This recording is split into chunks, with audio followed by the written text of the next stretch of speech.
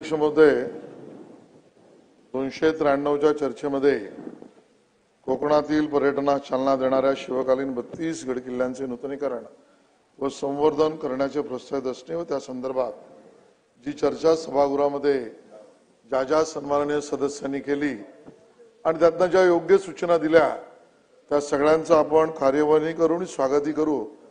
सन्माननीय सदस्यांना त्याबद्दलचे लेखी उत्तरही देऊ।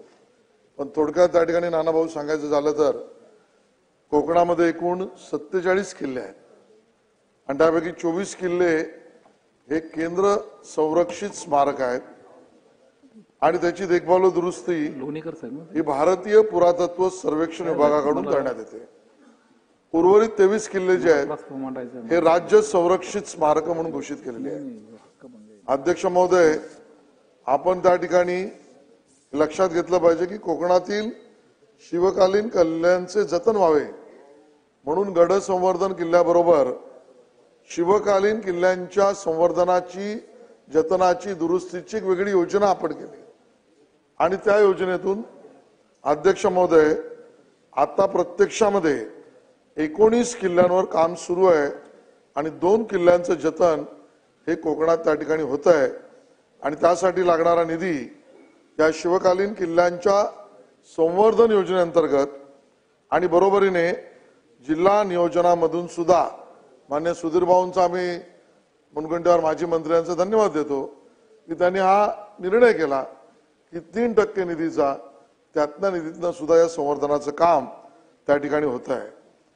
अध्यक्ष महोदय, याचा उल्लेख करावासा वाटतो की कोकणातील अतिशय महत्त्वाचे आपले सुवर्णदुर्ग असेल, खांदेरी असेल, विजयदुर्ग असेल, रायगड असेल, सिंधुदुर्ग किल्ला असेल, हे किल्ले तर आपण जागतिक वारसा म्हणून वर्ल्ड हेरिटेजचा टॅग त्याला लागावा म्हणून युनेस्को त्याची आपण पाठपुरावा, मांडणी आणि प्रयत्न चालू ठेवलेले आहे। इकॉमॉस या एका सल्लागार समितीपर्यंतच्या सगळ्या प्रक्रिया आपण पूर्ण केल्या।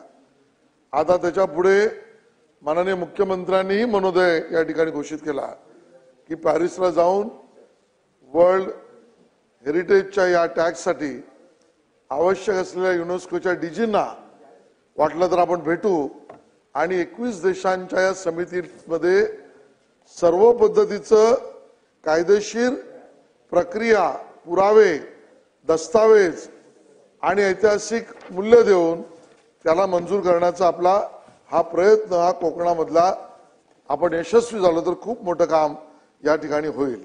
तो आपला प्रयत्न त्या ठिकाणी आहे।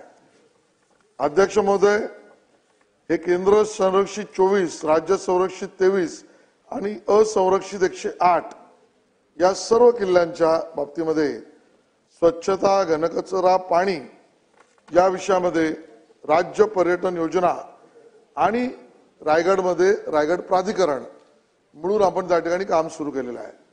शेवटचा आणि महत्त्वाचा मुद्दा अध्यक्ष महोदय, राजकोटला ज्या ठिकाणी त्या दुर्दैवी घटनेनंतर नेव्ही बरोबर आपण केलेला तो जो आपल्या महाराजांचा, छत्रपती शिवाजी महाराजांचा पूर्णाकृती पुतळा पुन्हा बांधायला आपण सुरुवात केली आहे, त्याच्या आजूबाजूलाच असलेल्या जागेत आपण हे आता विचार करतो आहोत, प्रस्तावित करतो आहोत की त्या ठिकाणी एक म्युझियम अँड इंटरप्रिटेशन सेंटर, कारण छत्रपती शिवाजी महाराजांचं कार्य त्याला आपण म्हणू की पहिली आरमार, पहिलं नेव्ही हे त्यांनी उभारलं आणि मग सिंधुदुर्ग, विजयदुर्ग, सुवर्णदुर्ग या सगळ्या किल्ल्यांना केलेली तटबंदी, बांधकाम, त्यातलं आर्किटेक्ट, त्यातलं डिफेन्स, त्यातली योजना, रचना, भूमिका या सगळ्यांचं एक म्युझियम आणि इंटरप्रिटेशन सेंटर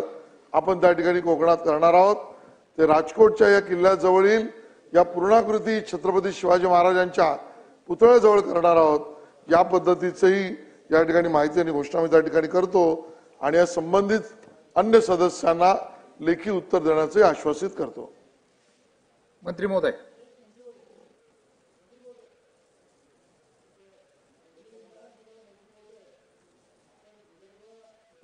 किल्ले आहेत त्याच्या संवर्धनासाठी निधी ठेवणार का? होय अध्यक्ष महाराज। अध्यक्ष महोदय